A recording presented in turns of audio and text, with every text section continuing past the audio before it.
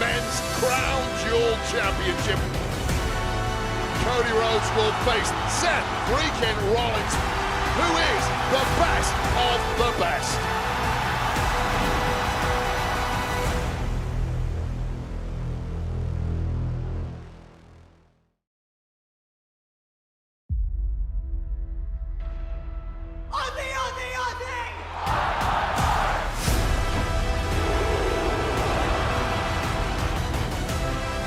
The Men's Crown Jewel Championship. Cody Rhodes will face Seth freaking Rollins, who is the best of the best.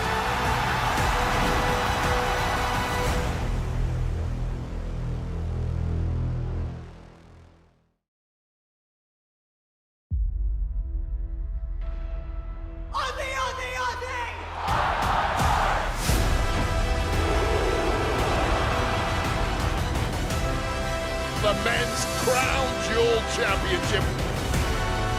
Cody Rhodes will face Seth freaking Rollins, who is the best of the best.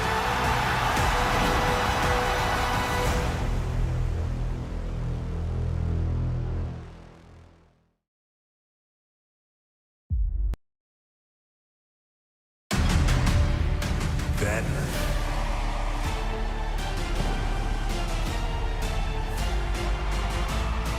now.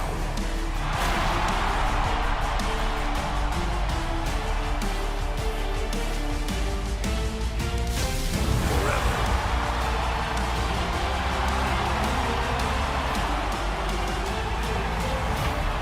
Together.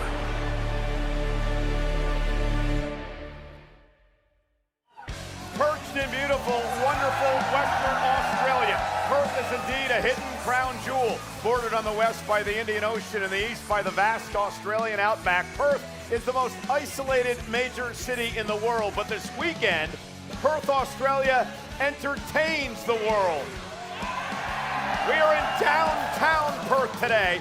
We're on Wellington Street, outside the RAC Arena, where hundreds of WWE fans have showed up to get ready for WWE Crown Jewel, where the Crown Jewel champions will be determined tonight.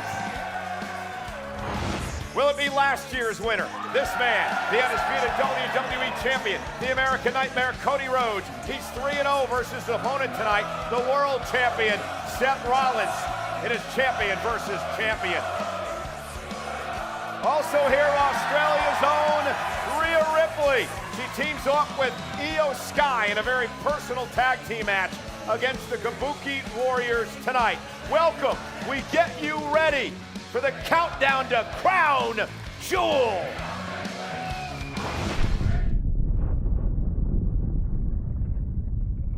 We start in silence, finding the calm in our minds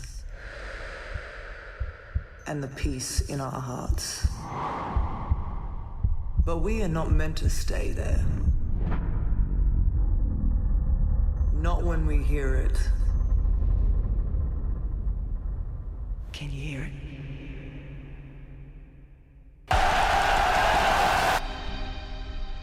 Our sound isn't just heard, it's felt.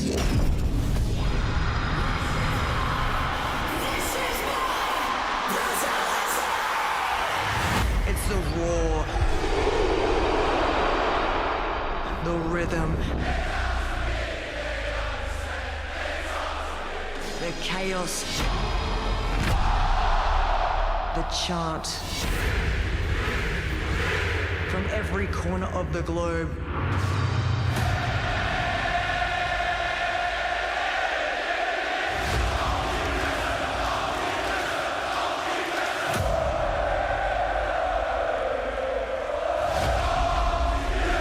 The camera is bouncing.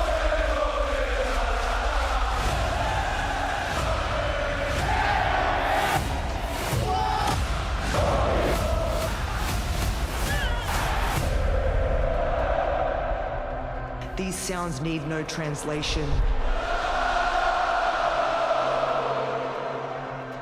That is what real sounds like. Can you hear it?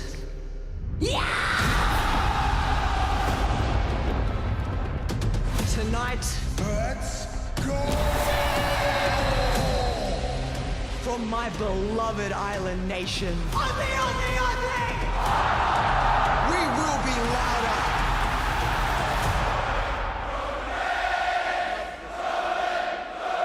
We will be bolder.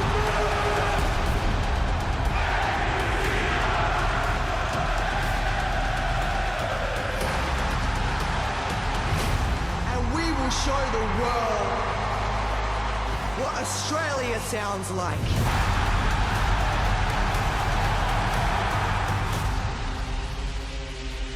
Can you hear it now?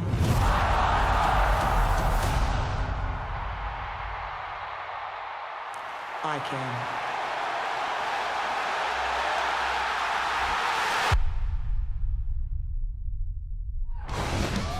The WWE Women's Champion is Tiffany Stratton. Tonight, she battles for the Crown Jewel title against the World Champion from Monday Night Raw, Stephanie McCurr.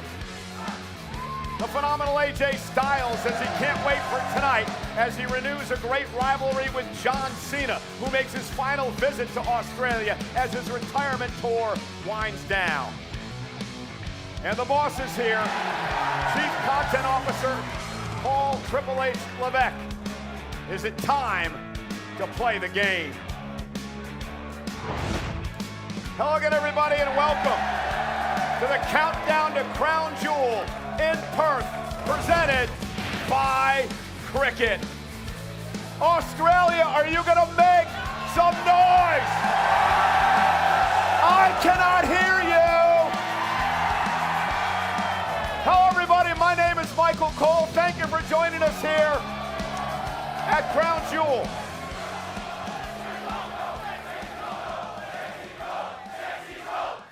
And I am joined by a former Mr. Money in the Bank, a WWE champion, our great friend Big E. Welcome to Perth. I love it here. It's been incredible. I'm very excited for the show tonight. But what I am not excited about is that man right there who wanted me to drink alcohol out of his shoe. I said no. I will not. I shall not. Hey, well, speaking of alcohol, I know Wade will do it. Wade Barrett, five-time Intercontinental Champion, and the man will be at ringside with me tonight to call the action for Crown Jewel. We've had quite a couple of days here. Oh, what an amazing place Perth, Australia has been. It's only getting better. Last night on SmackDown, these guys were red hot, and I got a feeling they're going to blow the roof off the place tonight. Hold on, guys. Aussie, Aussie, Aussie! Aussie! Aussie! Aussie, Aussie, Aussie! You sound Australian. Nonetheless, let's get right to it. What a card we have here tonight for WWE Crown Jewel. It is the final match in Australia, final match overseas for the greatest of all time, John Cena. He renews a great rivalry with the phenomenal AJ Styles, who's got a retirement story of his own to tell. We'll get in that in just a little bit. The Crown Jewel Championship on the women's side will be competed between Tiffany Stratton and this woman, Stephanie McCurr. Stephanie, of course, the world champion from Raw. Tiffany, the WWE champion from Friday Night SmackDown. The Auszilla, Australia's own Bronson Reed, takes on this man, the OTC, Roman Reigns. Australian street fight tonight. Roman Reigns has a score to settle. How about this matchup? Australia's own Rhea Ripley teaming with her good friend Io Sky against the Kabuki Warriors, Asuka, Kairi Sane. Talk about a toxic relationship. More on that in just a little bit. And our main event tonight will be for the Crown Jewel Championship. Cody Rhodes owns a 3-0 lifetime record against Seth Rollins. Rhodes is in Rollins' head. Seth Rollins needs a win. A must-win situation tonight for the World Heavyweight Champion, Seth Rollins, as we take a look at a great history between these two. I wouldn't cross me if I was you. Better think twice about what you gon' do. I wouldn't cross me if I was you. If I was you, I wouldn't cross me.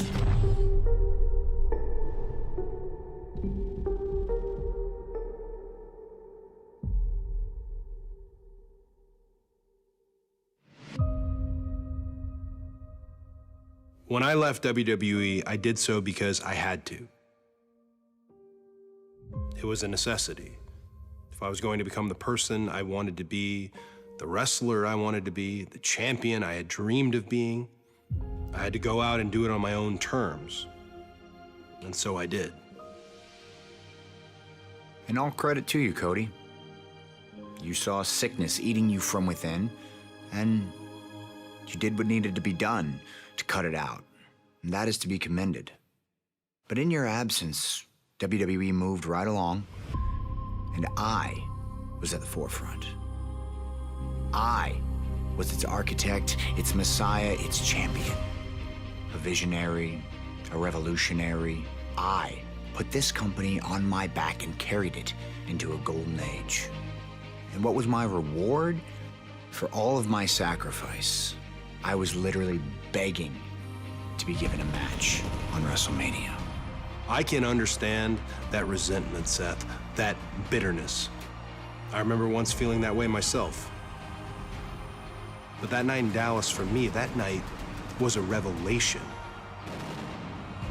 I got to come home and in front of 65,000 screaming fans step into the ring with a generational talent. I got to immediately put my hand to the flame and see if I could take the heat. If I could measure up with the best WWE and the world had to offer.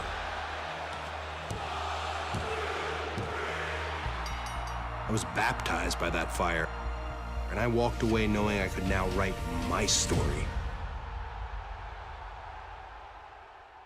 I'm happy I was able to provide you with inspiration with which to write your story, Cody. But the fact is, our story wasn't over. It wasn't over at WrestleMania when you had the element of surprise on your side. It wasn't over at Backlash either when you held my tights to steal a victory. No. Our story needed to go to hell and back. Hell in a Cell. It's the most painful night of my career. Looking back at it, probably not the wisest decision I've ever made. There are no words to describe what we did to each other, the limits that were pushed and the lines that were crossed. And yet, somehow, amidst all that, I somehow found respect. Respect for the singular competitor that you are. Someone who forces you to raise your game to levels you didn't know you had within you. Respect for your resilience in the face of immeasurable pain. Your refusal to just stay down. That will forever be a defining victory of my career. And you will forever be a defining rival of mine. Which is why what happened next is so tragic. And of course, much has been made about Cody Rhodes and that sparkling 3-0 record against Seth Rollins. I mean, as far as the stats are concerned, the American Nightmare is not the underdog coming into this match, but it might be in his best interest to adopt that mentality. Cody should absolutely be confident, but he cannot afford to look past the fact that this is not the same Seth Rollins. This Seth has backup. And let's not forget, this is also the same Seth Rollins that broke up the Shield, pulled off the heist of the century, and convinced Paul Heyman to betray not one, but two of his closest allies in the same night. He is a dangerous person. Can Cody really believe that this match will truly be one-on-one? Highly unlikely, but there's a reason we call Cody QB1. He is always prepared. He always understands the assignment. So I fully expect that Cody Rhodes will come into this with multiple plays, multiple plans, and of course, the ability to call an audible if he has to. Kathy, over to you. Well, speaking of QB1, I'd like to take a second to quote one of Seth Rollins' favorite former NFL coaches, Mike Ditka. He said, before you can win, you have to believe that you are worthy. I think we've seen that play out in the Visionary's career over the last decade. There is an undeniable greatness to him. There's no doubt that he is a future Hall of Famer. However, his downfall comes when he fixates on the successes of others around him. Now, we keep talking about that 3-0 record that Cody Rhodes holds over him. It's become a part of the narrative that the Visionary can't escape. Tonight, he has to flip the field, take back possession, silence that lingering bit of self-doubt that I think he masks with these outlandish outfits and hubris. He has to neutralize Cody's offense. That is the only way that the Visionary protects his vision. Guys, what are your thoughts? Well, I'll tell you one thing, Kathy. We're looking at two all-time greats, surefire Hall of Famers. When they wrap up their careers, you look at the career numbers between the undisputed WWE Champion Cody Rhodes and, of course, the World Heavyweight Champion Seth Rollins. Before we get into the discussion of this matchup here tonight, gentlemen, I want to take you back to something that happened on Monday night on Raw. It was a conversation between Rollins and Paul Heyman back in the locker room area, and it was a conversation that really outlines what is on the line for Rollins tonight. I have to win this Saturday. And you're going to win this Saturday. What happens if I lose? I'm your secret weapon. He's 3-0 against you. That's a streak and all. I asked you a straight question. I want a straight answer. If you lose to Cody Rhodes, at some point, I have to ask myself, why?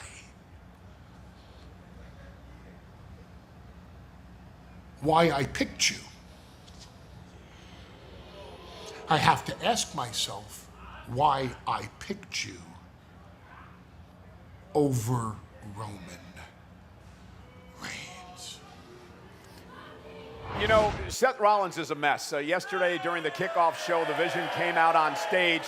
Seth said nothing, and he walked off. It took Paul Heyman, Braun Breaker, Bronson Reed aback. We're not expecting those actions. Big E, we've both known Seth for a very long time. I cannot recall a moment in his career where he has been shooken up like this. No, and I think that this, the last month or so with Cody Rhodes, I feel like we've seen a lot of the veneer of Seth Rollins, the outlandishness, the laugh. A lot of that veneer has kind of been exposed. We've seen a more pensive Seth Rollins. We've seen a more contemplative Seth Rollins. I think he understands the magnitude of what this match means. And I also think about this relationship with Paul Heyman. When I think of Paul's biggest client, there is a relationship that has existed for a long time. When it's Roman, they go way back with the Anoa'i family, Paul and his relationship with Punk and Brock. These are relationships that are very deep. This relationship with Seth, I think in many ways is the most unnatural of pairings, and not necessarily in a bad way, but it really is a relationship of convenience. It is about winning. If this man and Seth Rollins does not continue to win, to be at the very top of this company, then I think Paul is saying, why am I here? Well, and not just Paul, Wade. I mean, you're talking about these two young guns, Braun Breaker, Bronson Reed, who have, Paul Heyman has brought them on board to be this formidable team. What happens if Rollins loses? What do Bronson and Braun think of him? Well, perhaps the vision goes away, at least according to Paul Heyman, because that was a particularly dystopian view of the future should Seth Rollins lose this match against Cody Rhodes. So the pressure really is on Seth Rollins. You can tell by the way Seth has been acting, as you mentioned, Big E, and of course the chat from Paul Heyman. That kind of pressure does one of two things. It makes a competitor fall apart at the seams, or it makes them laser focused on victory. And knowing the kind of experience that Seth Rollins has in this game, I think it's going to be the latter. I think this is going to be the best version of Seth Rollins we have ever seen bell to bell tonight. Biggie, what about Cody Rhodes? Cody knows he's in Seth's head. He has an undefeated record against Rollins. What is at stake for Cody here tonight? Look, we talk about this QB1 title. It's something that's said over and over. But if you don't continue to win, especially in these big matches, in these main events, I can't take this title of QB1 serious. So if Cody wants to continue to be the face of WWE, if he wants to be the guy and not just in a group of guys who are at the top, if he wants to solely claim that spot, he has to win tonight. So, Wade, where do you think Cody stands in all this? What's on the line for him? Well, the truth is exactly as Big E said there, the QB1 moniker. Cody sees himself as the leader of this industry, and I think the vast majority of people would agree that Cody is the Hulk Hogan, the John Cena, the Bruno Sammartino of this era, the Roman Reigns of this era. And the truth is you can't be that unless you prove yourself time and time again. And this is historically not something we ever did in WWE. On the eras when we had two world champions, they would never meet because the fact is one of them has to be the loser. Well, we're in that era now. We are having that here, and we're going to find out who is the superlative best. And for Cody, it has to be him. Well, to talk about Rollins and Cody Rhodes throughout the next couple of hours on the Countdown Show, our own Peter Rosenberg is here in Perth, Australia. Actually, he's out in the WWE Universe somewhere, Peter. Yes, actually, I'm right here just a few feet away from you guys.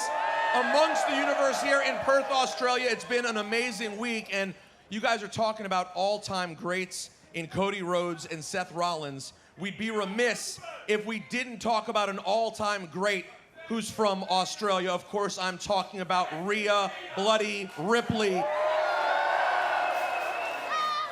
This is an all-time talent. We all know, a first-ballot Hall of Famer, and don't forget, made her bones at Riot City Wrestling in Australia and remains a hero to this day. Erin, you made the trip all the way from Sydney to see Rhea, right? Yes, of course I did. I've everything I do, it revolves around her these days. I dress like I do. I have the confidence to wear the makeup like I do because of Rhea Ripley. She's just incredible. She's an inspiration. She's everything to me, honestly.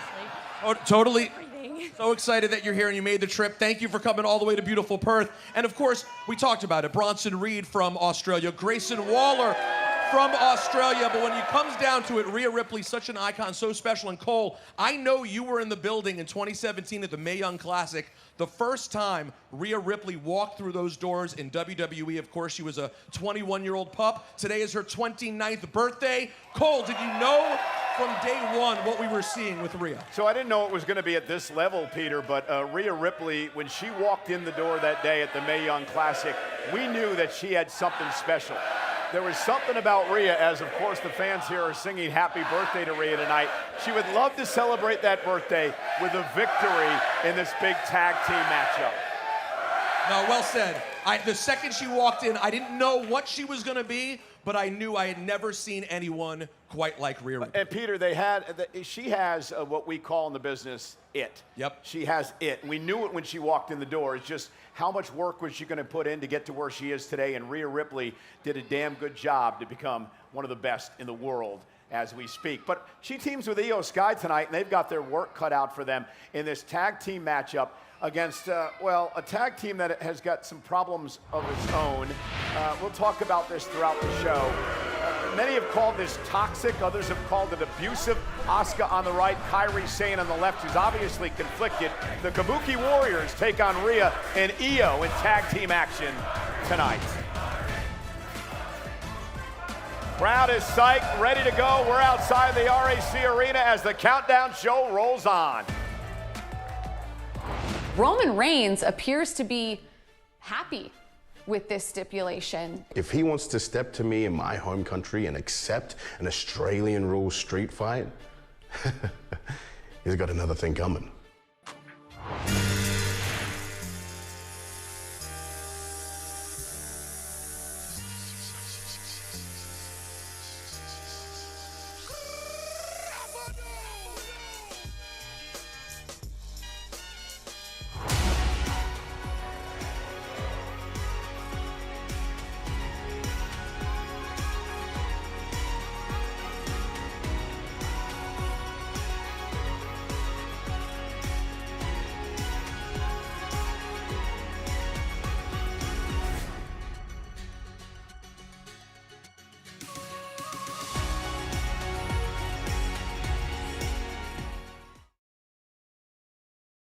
I got signed in 2009. I want to say in 2010, we all started working out. The FCW talent started working out at Cena's gym. And Rob McIntyre is Cena's longtime best friend. They grew up together. And honestly, one of the best minds in strength and conditioning. And I came from a great program at Iowa, and I was a bit skeptical. I played for, played for Coach Doyle, who's the head strength coach, truly one of the best minds for strength and conditioning in the country in college football. And I thought, okay, I don't know about this Rob guy. I guess I'll see.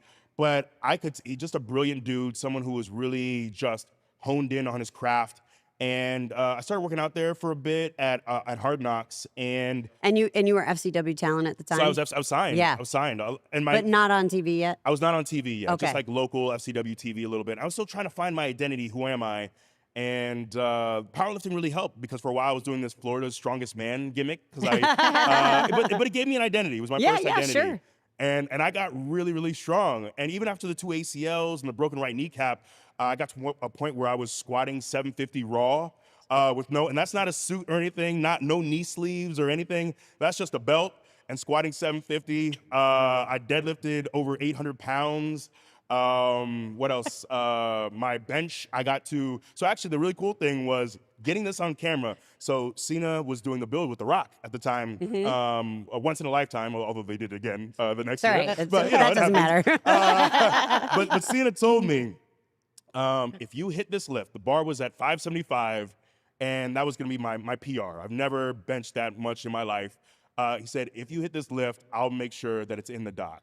And that was such a cool opportunity for me, because again, like, we're pretty anonymous at the time. Right. Roman, who is the biggest star in our industry right now, is there spotting me. But at the time, we're on the come up. Yeah. We're not on TV yet. So for a chance to be like spotlit on this in this documentary that millions of people are gonna watch was a big deal. So it's really cool to look back at that and see Roman spotting me. Right. And the thing is, like, I remember following his career when he was at Georgia Tech, because we were both defensive linemen around the same age. He was he was so all before WWE, you knew about him. Yeah, I knew funny. the name Joe Noae. I knew because he was. Did you know who his dad was? Yeah, I know a little bit about his family, but I wasn't really at the time. That's not why you were. Yeah, it wasn't why. It was just okay.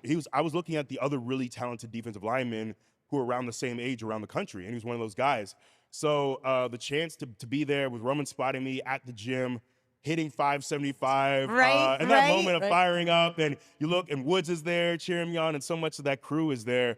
So that was just a really great time. I loved training at that gym, and lifting was my oasis. It was my second home, and I just still loved the is, camaraderie. right? And still is, yeah. I still love it. Although I will never touch 575 again. I'm not going to. I ain't squatting over 700 pounds again you don't in my have life. to. You already did it. I did right? it. I did it, and it's documented. That's right.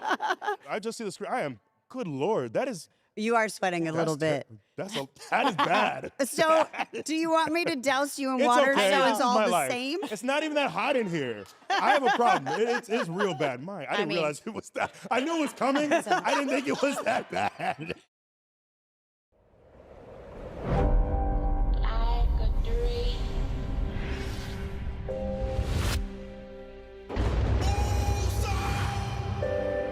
Walked into my life just like a dream.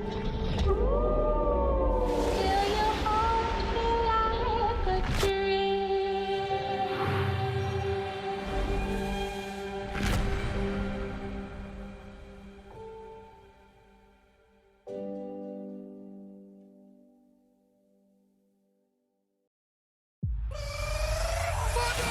My name is John Cena. I'm a kid who grew up in a small town in West Newbury. And I'm living the dream. The champ is my time is now. My time is now. You can't see me. My time is now.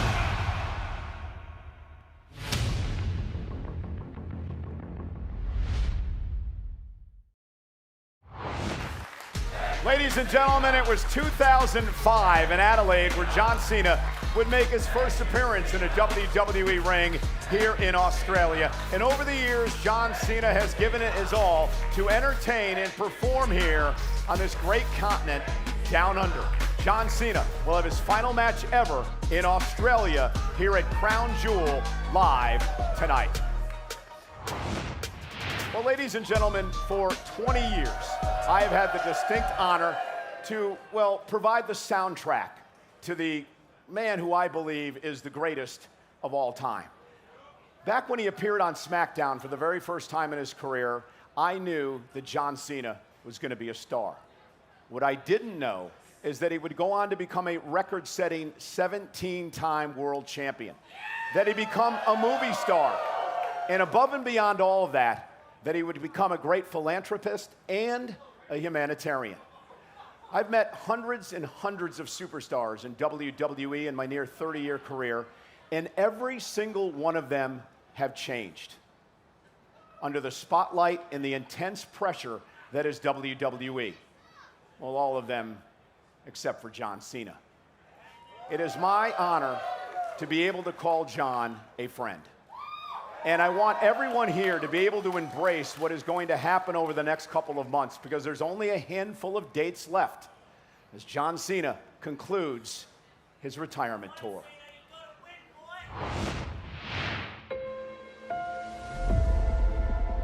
It's been 15 months since John Cena shocked the world with news that 2025 would be his final year.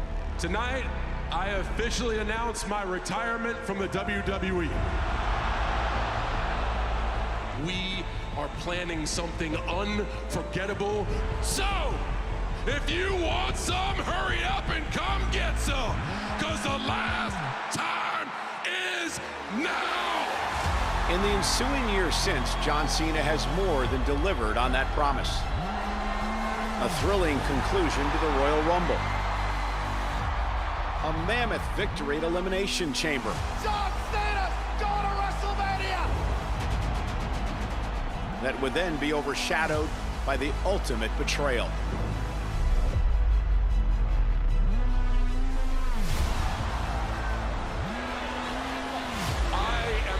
To ruin wrestling for everyone. A quest fulfilled as Cena became a record-breaking 17-time WWE World Champion. John Cena is the greatest of all time. Epic encounters with storied rivals Randy Orton and CM Punk. And then a change of heart and a return to form. Cody, you did what a good friend should do. You forced me into a fight.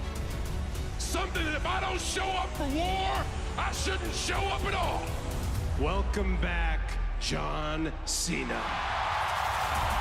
That led to an absolute classic, the American Nightmare, Cody Rhodes.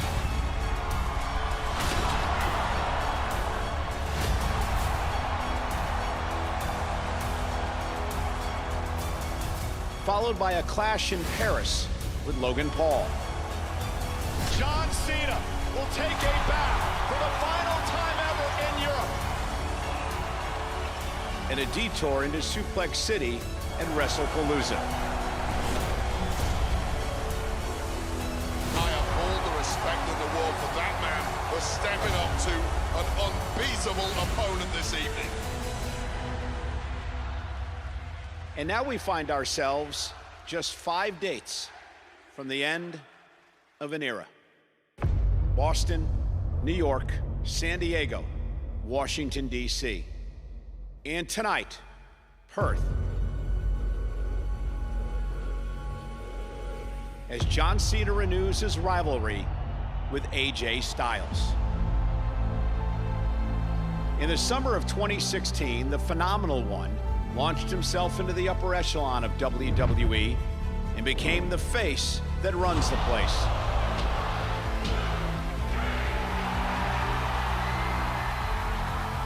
And then in 2017 at the Royal Rumble, Cena secured his at-the-time record-tying 16th World Championship. Now 8 years later, in a match demanded by the WWE Universe, Cena and Styles meet one more time, looking to rekindle the magic that has made theirs an all-time rivalry. This is the house that AJ Styles will. There's only one John Cena, and my time is now. One final showdown at RAC Arena in Perth. Sit back and enjoy the ride, because the last time is now.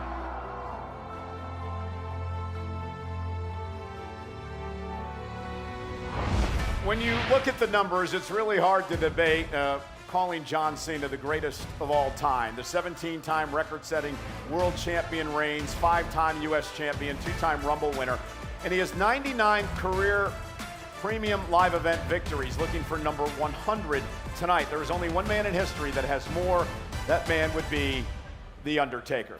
Before we get into breaking this match down, I do want to put over the WWE fans because, guys, this match wasn't going to happen. AJ Styles, John Cena was not on the docket in John Cena's retirement tour, but the WWE fans forced this match, and Big E, it's going to happen.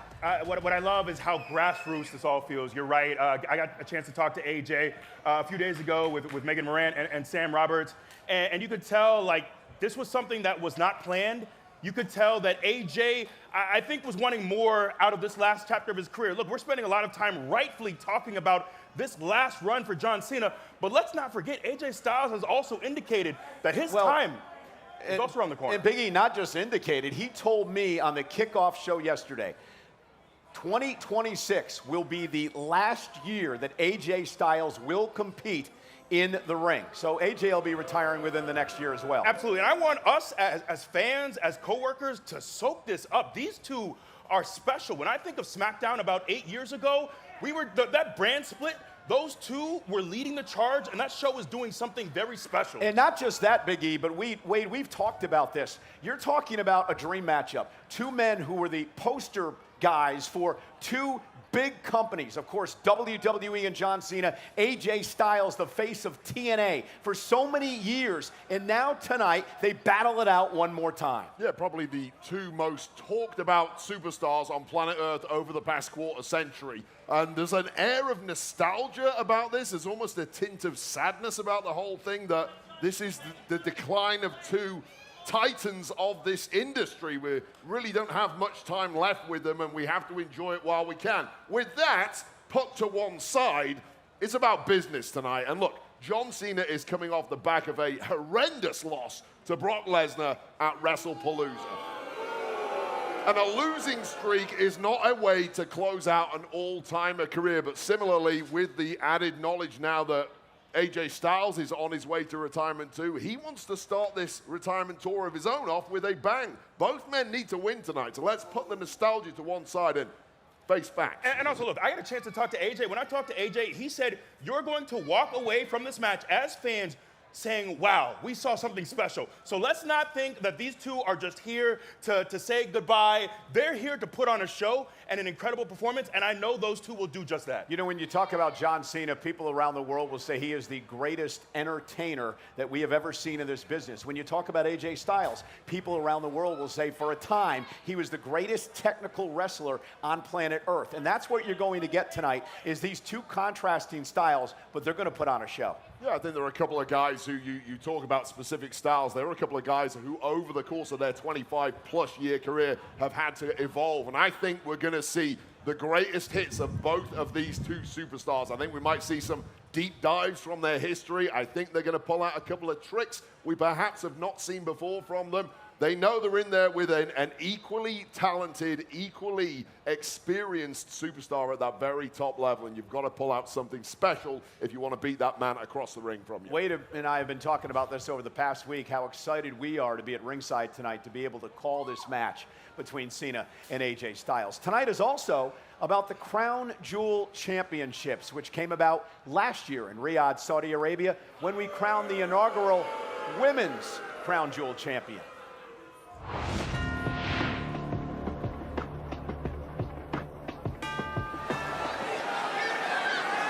It was Liv Morgan on Monday Night Raw against Nia Jax of Friday Night SmackDown. And in the end, Liv Morgan would pin Jax to go on to become the inaugural Crown Jewel Champion. Big shout out to Liv, of course, who has been on the injured list for the past number of months. And Liv Morgan was so excited. She was so emotional. I had the opportunity to host this ceremony when she was presented that beautiful ring by Paul Triple H Levesque. And Liv Morgan will always be the first ever Crown Jewel Champion. Who will be the next Crown Jewel Champion? We find out tonight. This woman who has taken WWE by storm. The Women's World Champion, Stephanie McCare, will take on the WWE Women's Champion, Tiffany Stratton, for all the marbles tonight. Crown Jewel, Perth, Australia. Two title reigning champions will compete for the Women's Crown Jewel Championship. She is the WWE Women's Champion! Tiffany Stratton may well be the best athlete in the entire women's division.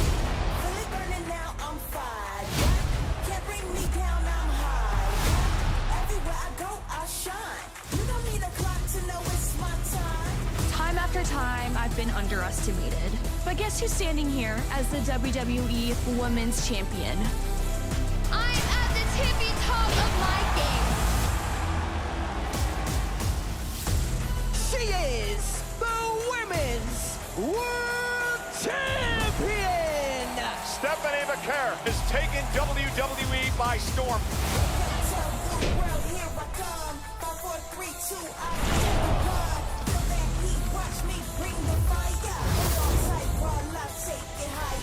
Porque mi fuego seguirá arrasando con todo por siempre. La primera is ready for anyone. I will become Crown Jewel Champion. If you think that I'm gonna let someone come in here who's been on top for 2 weeks and change my story, then you're wrong. Tiffy, your time will be over. Champion versus champion. Who is the superlative best?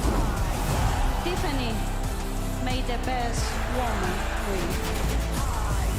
It is and always will be Tiffy time.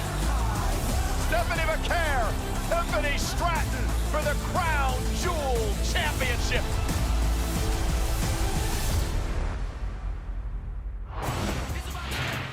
Well, ladies and gentlemen, we've had a number of champion versus champion matches over the past few years.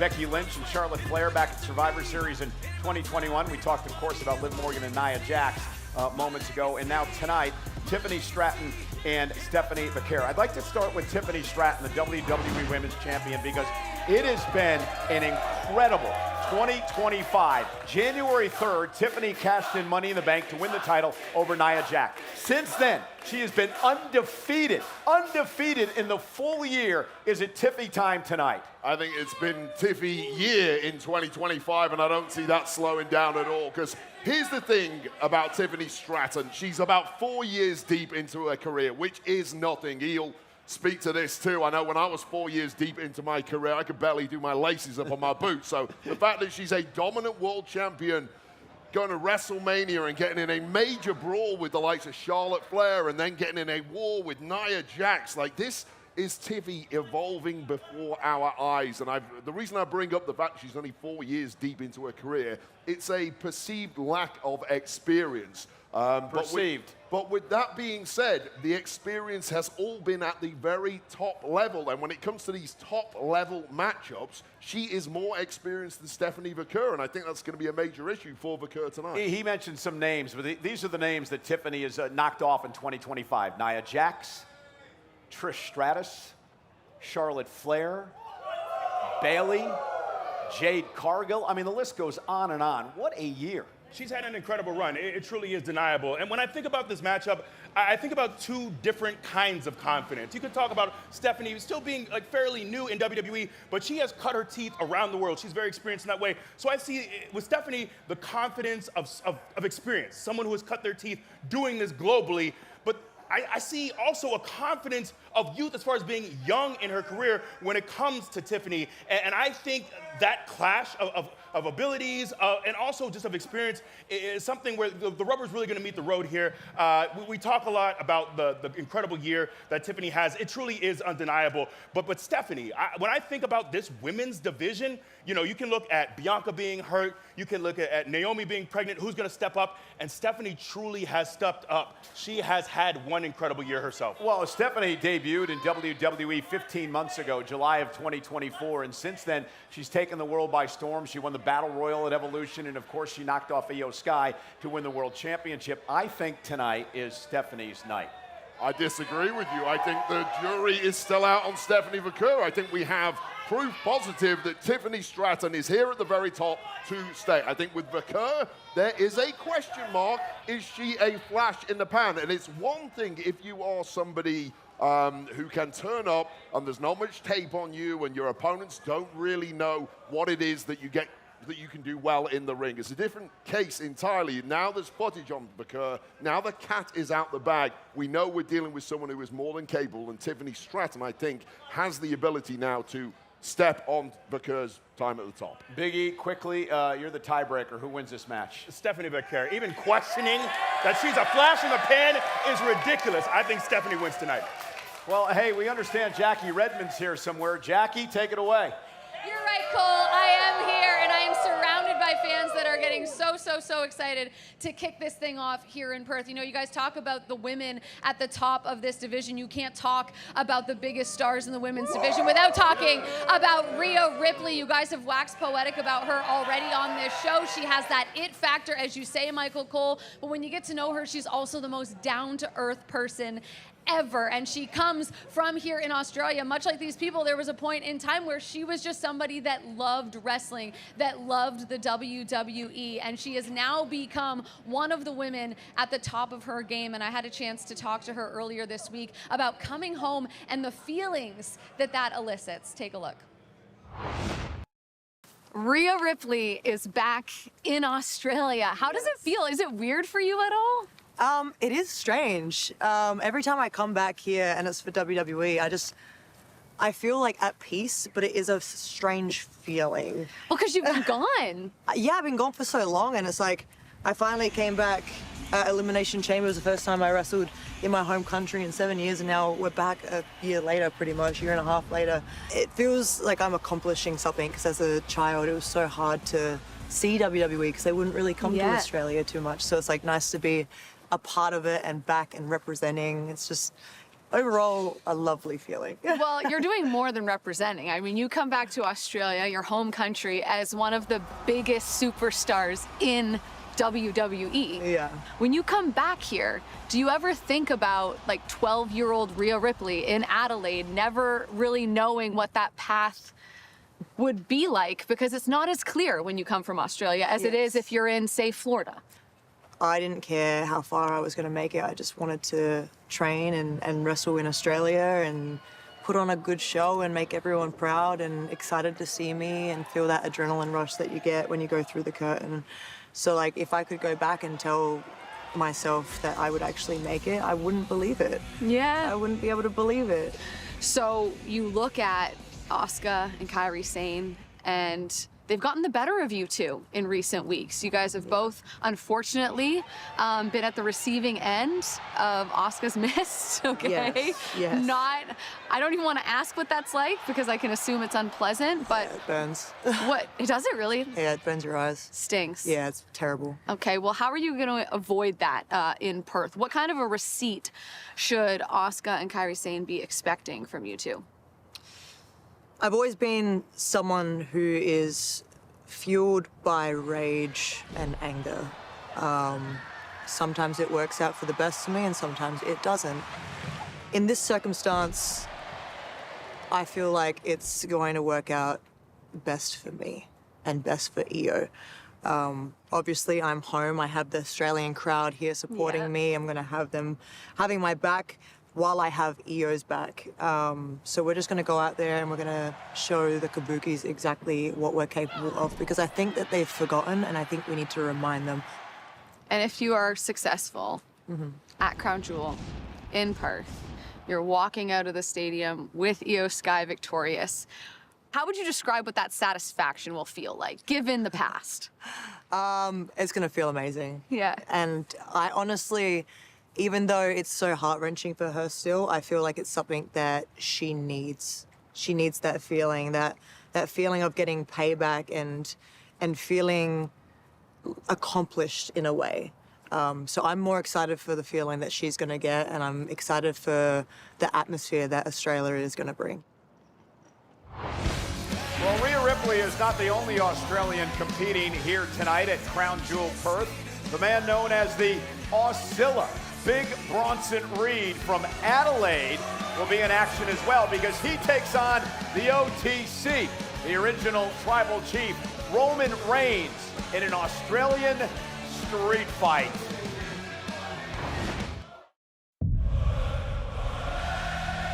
Roman Reigns earned a great deal of respect from Bronson Reed tonight. Once to the sky in Paris. Oh my God! Braun Breaker just speared Reigns through the announce table. Oh my God! Come on! Somebody stop these guys! He's defenseless. He can't move.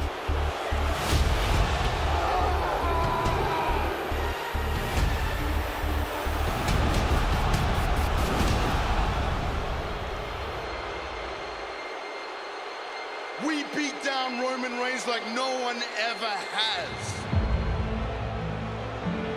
Otis is dead! He's dead!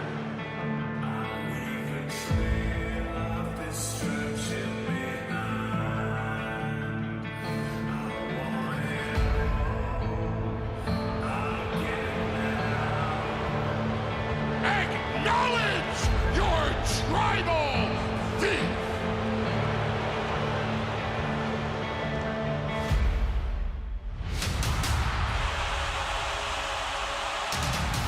Roman Reigns is back.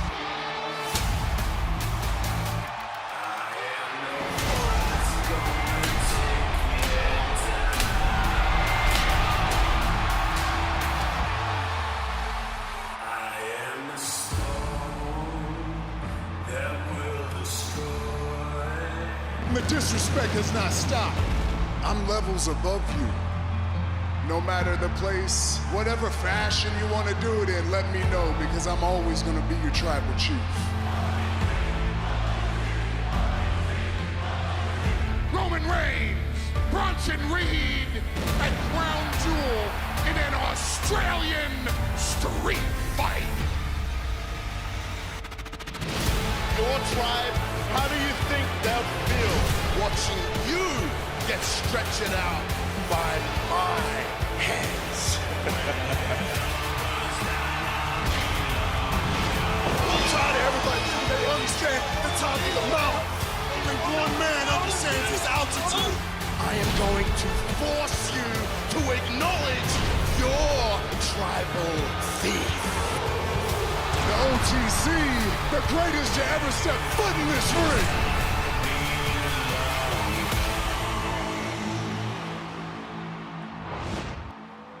What a massive opportunity for Bronson Reed here tonight at Crown Jewel. I mean, I honestly can't believe more people aren't talking about it. Not only is he on home turf here in Australia, he gets a second chance at getting a win over the likes of Roman Reigns. I mean, Bronson Reed has already accomplished a couple of things very few have against the tribal chief. This is Roman Reigns we're talking about, and Bronson Reed has managed to humiliate him by stealing his shoes on multiple occasions. And while Bronson Reed wasn't victorious at Clash in Paris, it was Bronson that left Roman down and out, battered and bruised, not the other way around. Now tonight, Bronson Reed has the chance to join some very elite company. Do you know how many people have pinned Roman Reigns one-on-one in the last 5 years? It is a very short list. It's Cody Rhodes. That's it. That's the list. Can you imagine if Bronson Reed actually pulls this off and gets the win?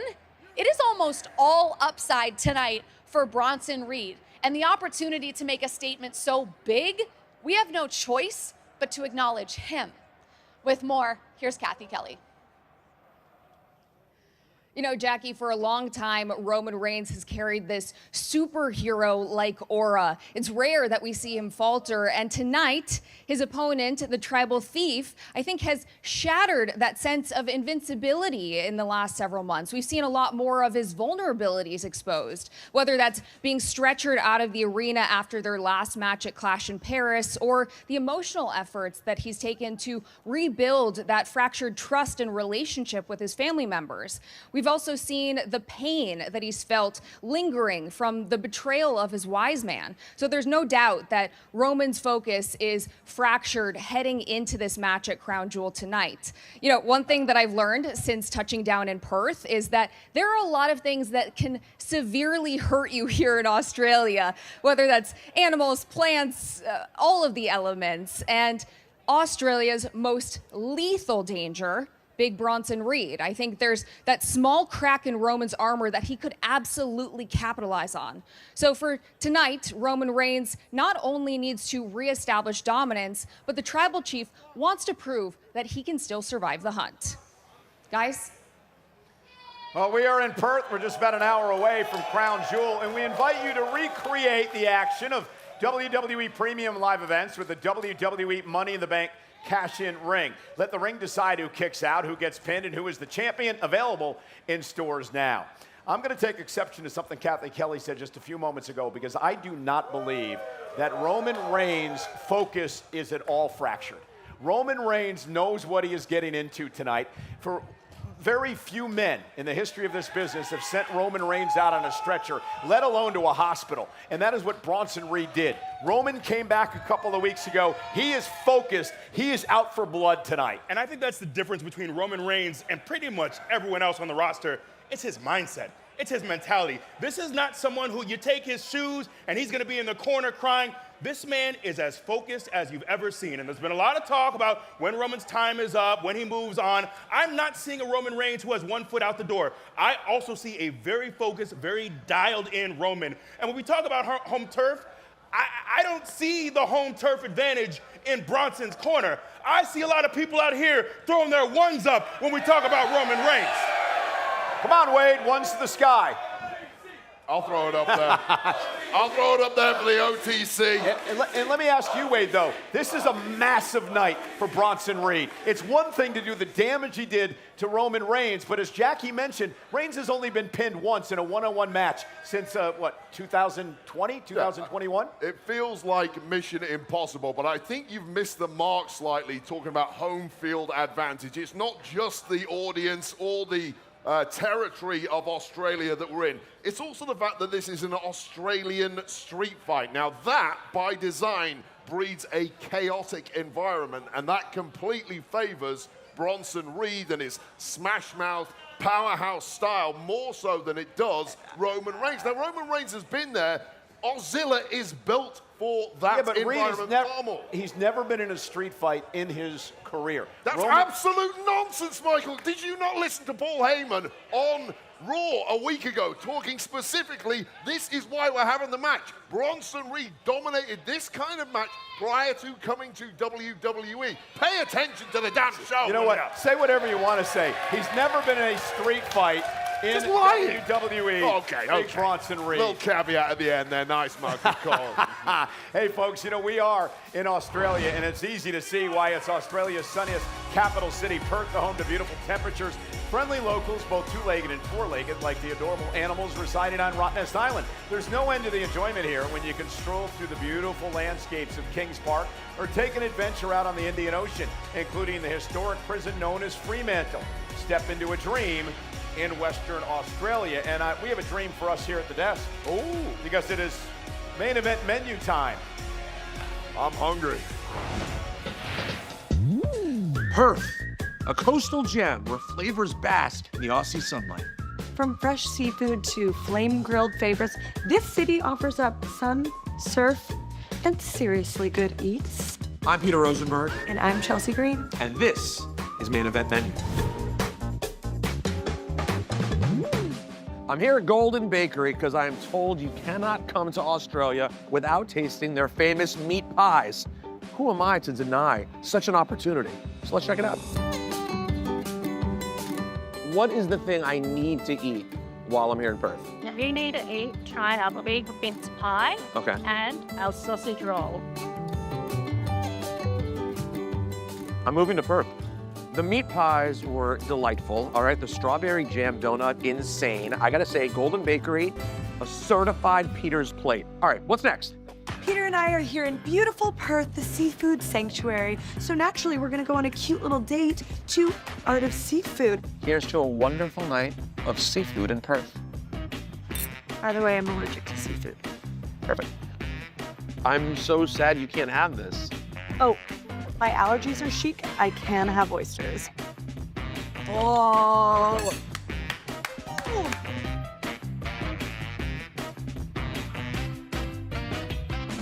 Into it.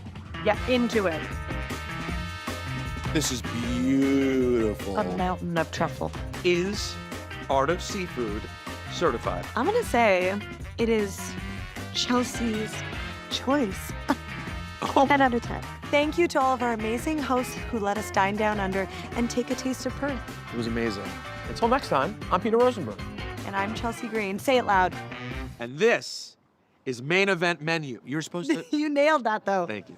Main Event Menu. So Peter, that's how you keep that great shape with all this great food, right? Yeah, some people went to the gym this week. Nonetheless, now come on, Wade, dig in. Jeez, look at this. I'm thinking, look at this. How dare you? No, I didn't mean that. How dare you? Cover that up. Cover that up. The second hour is still to come, folks. Wade and I will see you at ringside. Wade, get lost. When you find out that John Cena is doing this retirement run, was having another match with him a priority for you, or is it something that you realized may or may not happen? All right. Well, let's just be honest about the whole thing. I don't know that if you guys noticed, haven't been in the main event picture lately. So I just assumed that I wasn't that important. But it sounds like to me the fans wanted this match. And at the end of the day, when it comes to John Cena's retirement tour, we're going to give them what they want. So I'm happy to have the opportunity to face John one more time. And I can tell you this, it'll never happen again. I don't care how much money they offer us. We're probably still, I said probably, we're not going to Saudi Arabia to have another match. You know, this is it. And I know in my heart it's the right thing. And John's going to be retiring soon, and I'm going to be right behind him. It's just the reality of two guys who have busted their butt for so many years and busted their bodies at the same time. You know, it's time. Do you go into this looking to prove people wrong? Is this the match that when you put it in that context, do you realize that it's time to use absolutely everything that's in the tank because maybe there's no tomorrow? Well, I'm going to do that anyway, regardless of the match. I can tell you this, when we're done, you will know that it will be left all out in the ring. If this is what the fans want, we're going to give it to them, and there'll be nothing left. It's that kind of match for me. And it doesn't matter, like, again, who I'm in the ring with. I'm going to give you my best every time. There's something about John Cena and AJ Styles for some reason, and I can't explain it to you. We're very different in almost every kind of way, except for when our feet step into that ring, it's very similar. And we have unbelievable matches. I've never had a bad match with that guy. I don't care if you say, oh, he's jinxing it. No, I'm telling you, it's going to be good. Where does the rivalry with John rank, and what does it mean to you? Because I always go back to your debut at the Rumble and you wondering if fans would pop for you, if people, and of course you got an incredible reaction, but I always think like your rivalry with John, I think really catapulted you to the top of the card and demonstrated that you were the best of the best, not just in TNA, but also in WWE as well. But that was it. That's what I feel like a lot of people cared about that match because it was two guys who started at a company and was building it. It was almost AJ Styles was the TNA guy and John Cena was the WWE guy, and similar routes. You know, they were coming up through the ranks, and it was two companies, so they always kind of compared us to each other. You know. And then 15 years later, you finally get to see these two guys step in the ring together, and you never thought you'd see it. And it was amazing. Do you feel like it's John Cena that brought out the best in AJ Styles? He definitely made me. There's no question in my mind that he helped make AJ Styles. He put me on a different level. And some of my best matches have been with John. That is also no question. As far as bringing out the best in each other, that's what it is. It's in each other. I don't know how to explain it again. Opposites attract, I guess. this November. It is quite the feeling here. It is electric. The Padres' home field gets a whole new lineup. When WWE An absolutely incredible scene. hits Petco Park. A slugfest for the ages. Oh my goodness. The epic performance that no one will ever forget. WWE Survivor Series San Diego. Tickets on sale now.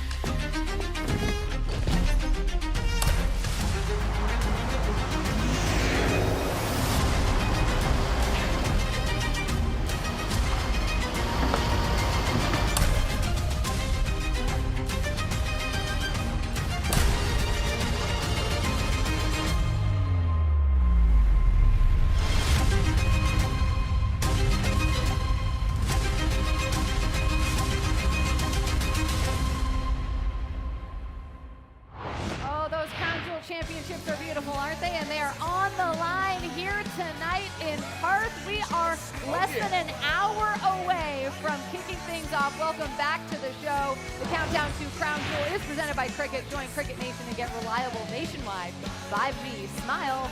You're on Cricket. And I'm smiling because we are getting closer and closer to Crown Jewel here in Perth, Australia. Welcome back to the Countdown Show. Jackie Redmond and Peter Rosenberg tagging in and joining our friend E. Rosenberg. How have you enjoyed your time in Australia? First time, right? First time in Australia. Certainly first time in Perth. I made very close friends with a quokka. Okay, good. I named him, by the way. What was that? Got Waka Quokka Flame. Wow. I think, okay. You know, we should move Cricket. on. Yeah. Shout out to Cricket. No, it's been amazing though. I've had my share of delicious coffee and pastries. People have been amazing in Australia. It's been everything you would have expected. Yeah, and we got to walk around a little bit, the three of us yesterday. We did. Perth. It was lovely. Yeah. And we were stopped every 5 seconds, as you often are with E. But the people in Perth have been amazing. They are. Hey? Are you guys going to hang around? Listen, a WWE superstar may show up. You never know what's going to happen on the countdown to Crown Jewel. But we can't talk about Australia without talking about the one and only Rhea Ripley, who I must say, happy birthday to Rhea Ripley. It is her birthday today. 29. Years young. There she is with Io Sky. They're in action tonight.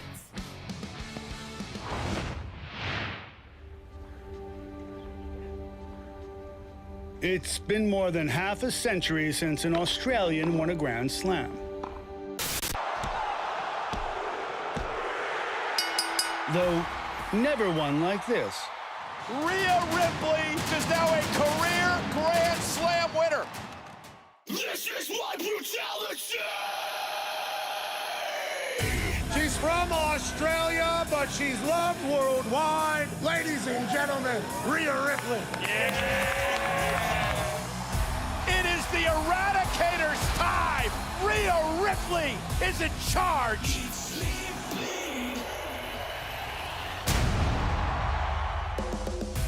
Character like Rhea Ripley tests the boundaries of imagination. Everyone's, perhaps, but her own. The look, the sound, the moves, all hers from the very start.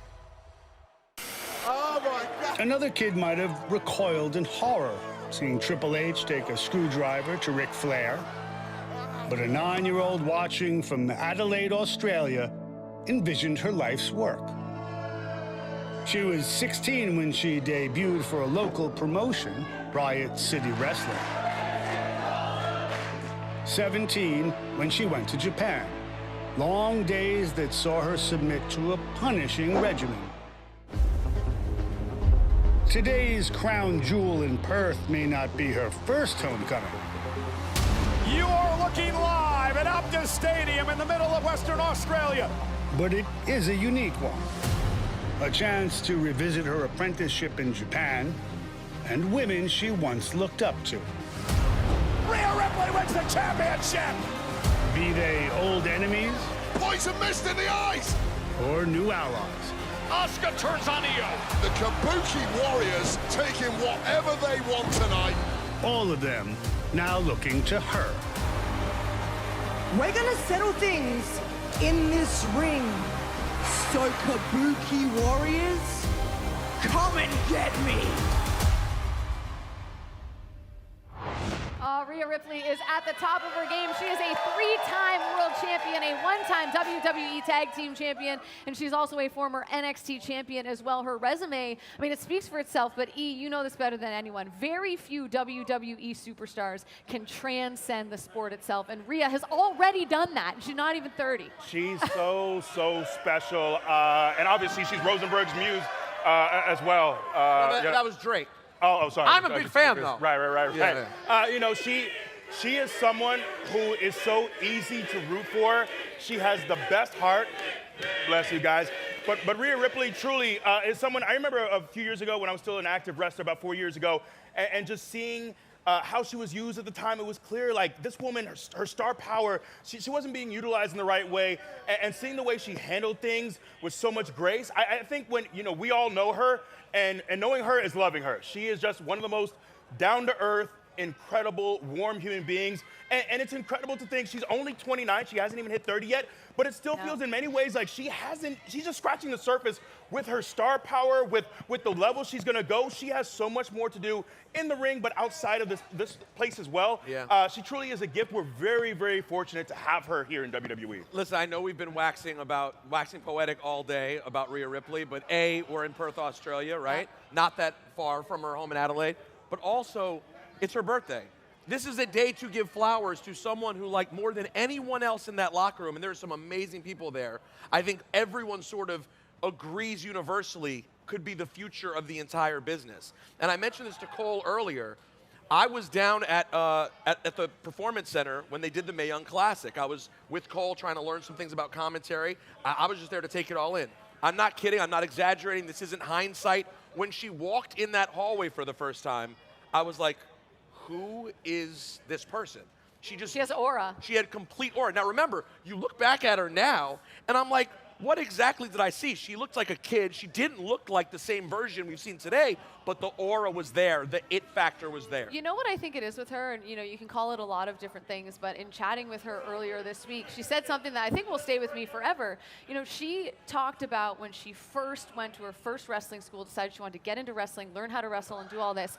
And she went in there, and the person that was instructing the class said, you know, how many people here want to get to WWE? How many people have that dream? And of course, everyone in the class had that dream. And he said, well, it's probably not going to happen. Yeah. That was her introduction. And she said, you know what? I didn't care. I was in love with wrestling. I just wanted to wrestle. I didn't care if I ever made it. And I think that her authentic passion for this is why she is where she is. Because it wasn't about being at the top right away. It was actually about doing the thing that she loves. But imagine and I doing think that people can feel that off of her, the genuine passion she has for this business. And to do it, though, from that point, like you talked about, where you're so far away, Yeah. both like physically, literally, and she was on the other side of the planet and believed, I can do this. Yeah. It also does concern me. When we saw that image of Ric Flair bleeding as he's getting hit with a screwdriver, that inspired her to tell us that she's also a bloody psychopath. Yeah, she's kind of but sick too. But we love her. And also, let's look at her body of work. She already has so many classics under her belt. The WrestleMania matches with Charlotte Flair, the matches with Io. This woman, already just turning 29, has a Hall of Fame career. And I feel like she could do this for another 15 years plus if she big wanted time. to. Have you seen her? She is in such good shape. And it's interesting, right? Because some of my favorite matches of hers have come against Io Sky, right? The mountain that she has yet to conquer is Io Sky. Yeah. And now tonight, they're working together. And it's interesting because so often when we see rivals in a tag team match, there's always this All right, okay, I heard it, I get it. All right.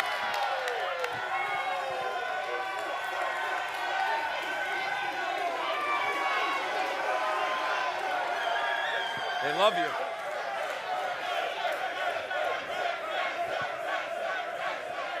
I know we're talking about Rhea Ripley. She's going to kill it tonight. I'm very excited. We're talking about Bronson Reed. Yep. He's going to smack Roman Reigns' head off with a cricket bat. I can't wait.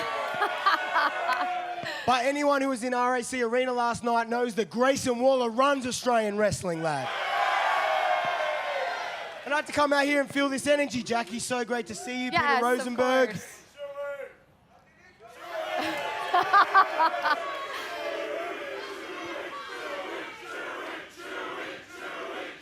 Patience.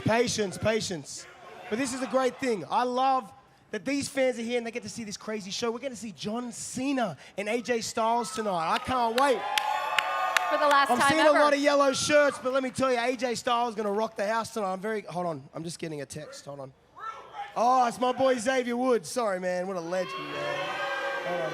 Oh, hold on. Sorry. It's just my boy Kofi Kingston. Dude. Okay. That's enough. The New Day is so funny, dude. They're such good mates. They always check up on me. Stop Oh, it. man.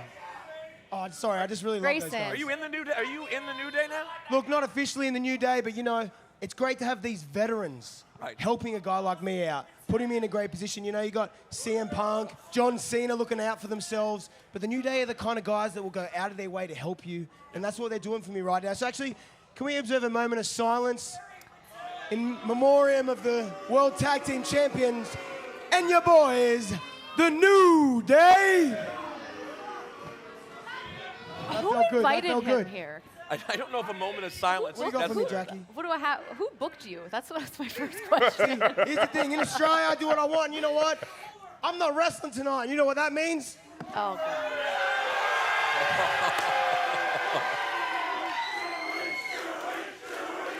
Again, I mean, I've never seen this live, so I'm me kind neither. of excited. Oh, yeah. In a Jordan. In a black Jordan 1. That's not sanitary. Not sanitary. Grayson Waller, out. Yeah. Thanks, Grayson. That was a Listen, I've never pleasure. seen a shoey A in real real life. pleasure. E, I'm sorry. That was rude. All right, let's take a look at what's happening tonight now that Grayson Waller has not so gracefully graced us with his presence. I see you what see you what I did. was trying A lot to of do? grace. I was You're trying close, to you're do. close. Yeah. That was like a 6 out of 10 attempt, but that's okay.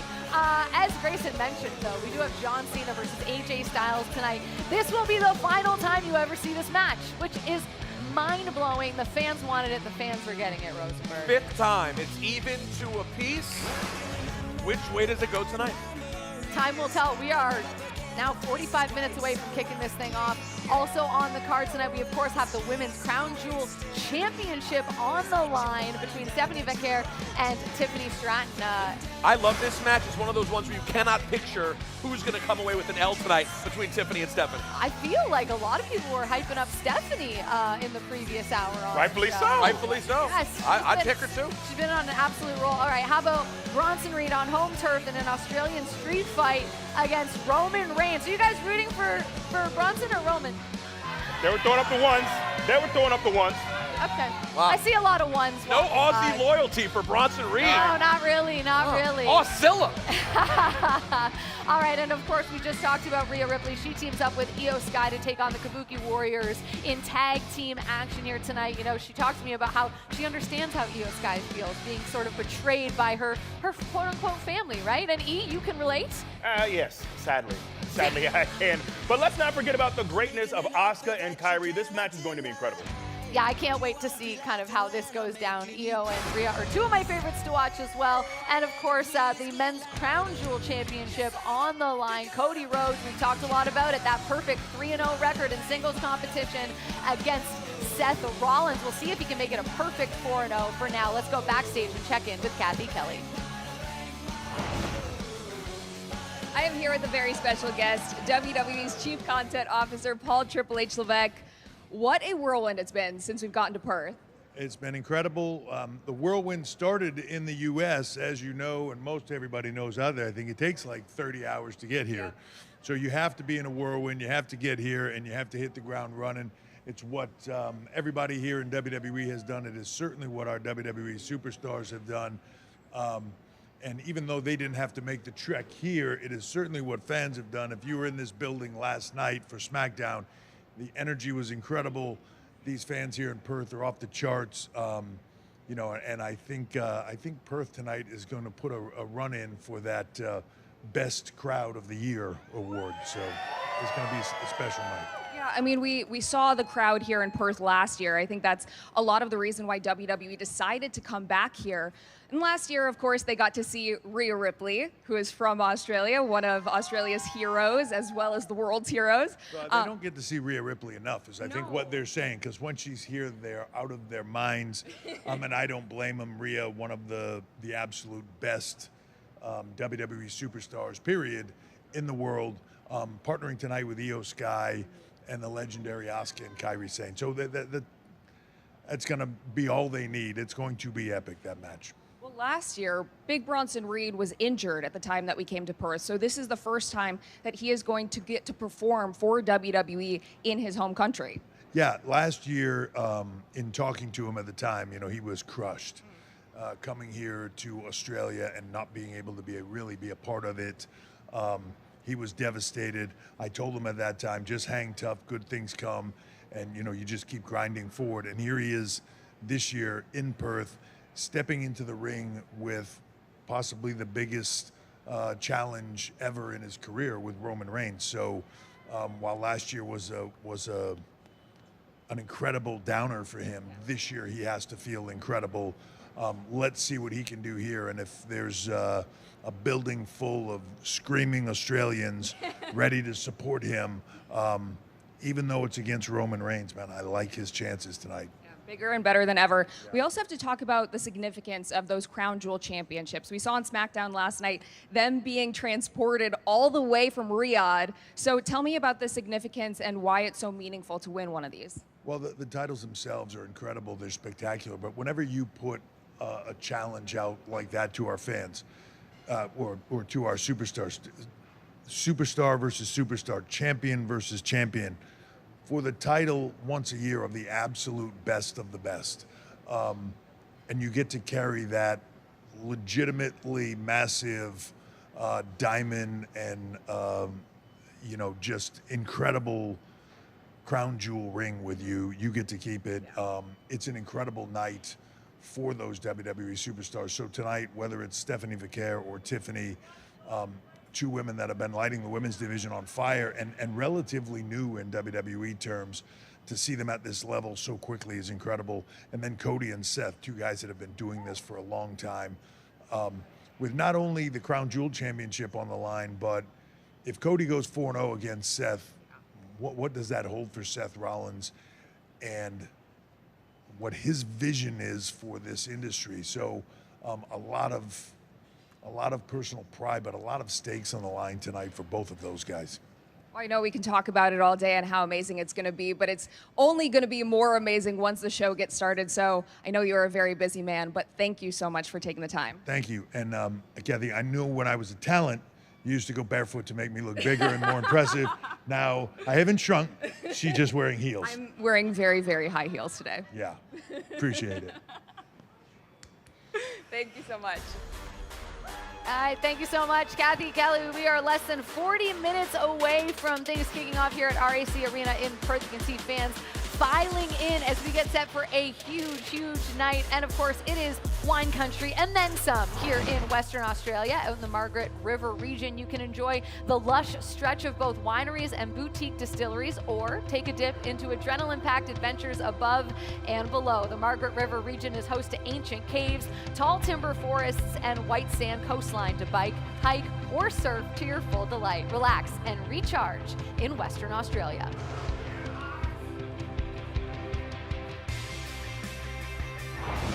Why will the outcome of this match be different, in your opinion? I'm home. It's Auxilla. The tribal thief, for the first time with WWE, is going to step foot in Australia. And in Australia, things get done a little different.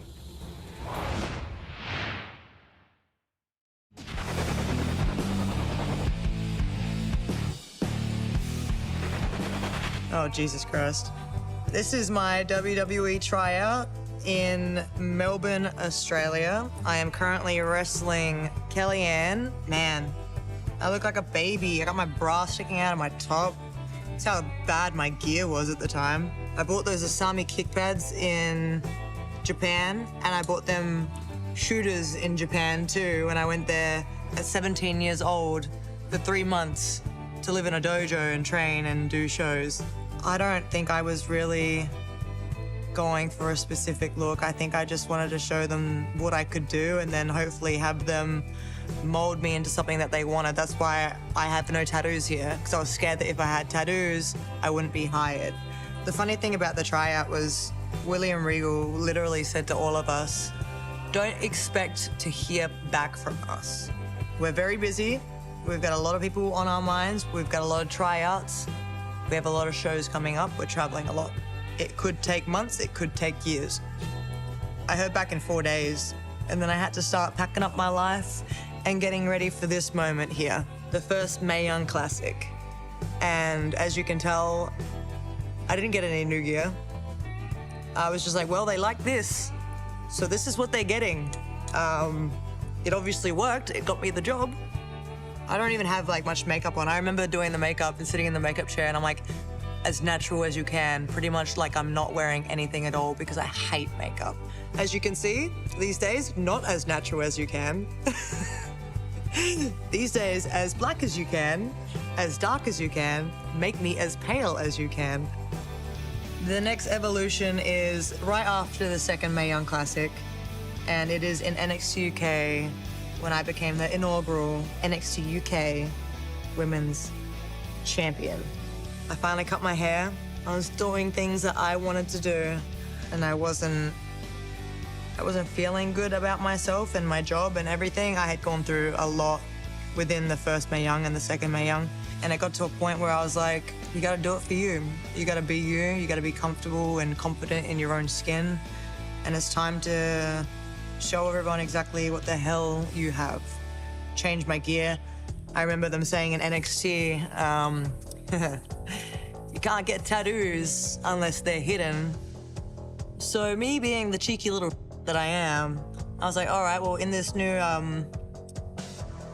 outfit that I'm gonna be making and debuting on the second Mae Young, I'm going to be wearing pants. And then I got called over to NXT UK because the second Mae Young Classic, I managed to somehow impress everyone. Tegan Nox obviously got injured, had to have a match with Io. We had, it was like 20 minutes to plan a 15-minute match, didn't speak any English.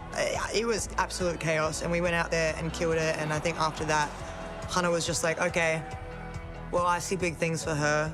She's impressed me now, and that was like such limited timing to get ready, and she didn't crack under pressure. So that's when I headed to NXT UK.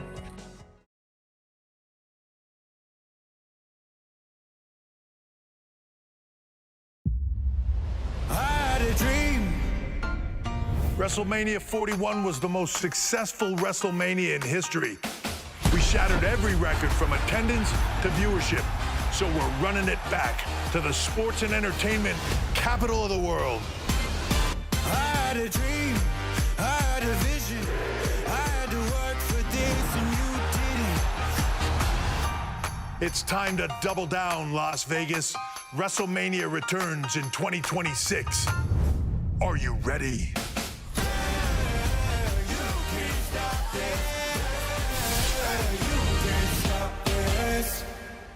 Now get me off of this thing.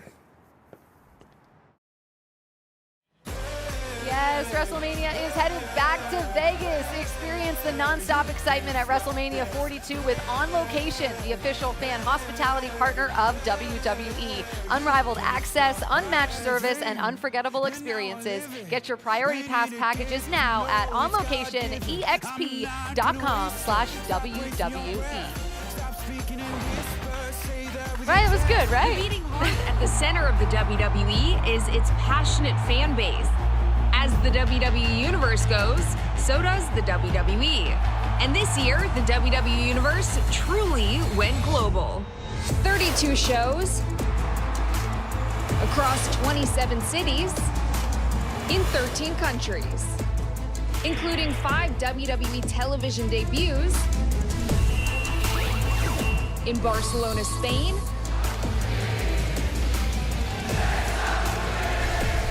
Bologna, Italy,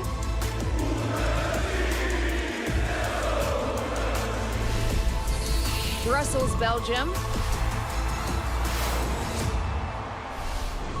Dublin, Ireland, and Paris, France. It has been a whirlwind trip around the globe, and now with our arrival in Perth, Australia, the WWE superstars are estimated to have traveled over an astonishing 35,000 miles this year. And today's crown jewel will once again showcase the worldwide excitement and enthusiasm that the WWE Universe brings each and every time their city plays host to wrestling history.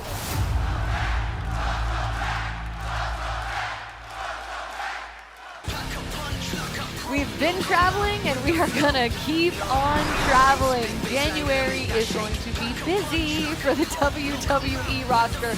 Let me tell you, here are some of the dates coming up when we hit Europe in 2026. We're hitting Germany, Scotland, Denmark.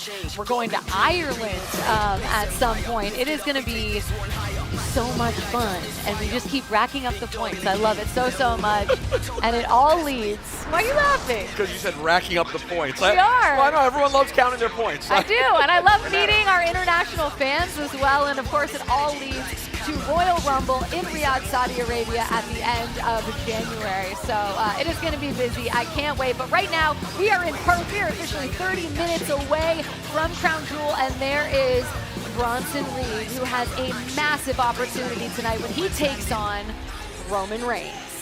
I had a chance to sit down with Bronson Reed earlier this week. Bronson Reed, Paul Heyman, first off, thank you for sitting down with me ahead of a huge rematch between you and Roman Reigns at Crown Jewel. I appreciate the time. No problem. All right, well, listen, normally we start these conversations on the Countdown Show in a friendly manner. So with that in mind, Paul, I'd like to start with you, if that's okay. In your opinion, what made Bronson Reed the ideal addition for the Vision? What makes Bronson Reed the ideal choice for the Vision? Ask that of Seth Rollins. He's gonna drive Rollins to the damn ring! This guy's out of control! Who was stretchered out, spent how many weeks at home because he couldn't come to work thanks to Bronson Reed. So much so that Bronson Reed beat the respect into Seth Rollins to where Seth Rollins said, I'd rather have him on my side than on the other side. Ask Roman Reigns. Never once in his career has Roman Reigns been stretchered out, put in an ambulance, and taken to a hospital. All thanks to Bronson Reed. Well, the history between Roman Reigns and yourself, Bronson Reed, is well documented. You just alluded to some of that violent history, Paul. But I have to ask you about the shoes, Bronson. I know you've been asked ad nauseum about these shoes, the Shoe La Fala. What was the reason for taking Roman's shoes? Was it simply to provoke him, or is there more to it than simply that? The reason is simple, is because I can take Roman Reigns' shoes. You know, it was easy. It's something that I grew up with, you know. If you couldn't handle your own business, people would take stuff from you. So I made sure to take something from Roman Reigns. You know, I think everyone considers Roman Reigns to be the face of this company, and it didn't matter about wins and losses. It mattered about who was standing on their feet at the end of the match, and that was myself. That was Ron Breakker. We did things to Roman Reigns that no one else has ever done, and I'm going to make sure to do that again at Crown Jewel. Why will the outcome of this match be different, in your opinion? Simple. I'm home. It's Ozilla. The tribal thief, for the first time with WWE, is going to step foot in Australia. And in Australia, things get done a little different. I think the only thing different is that on this occasion, Bronson Reed scores the 1, 2, 3.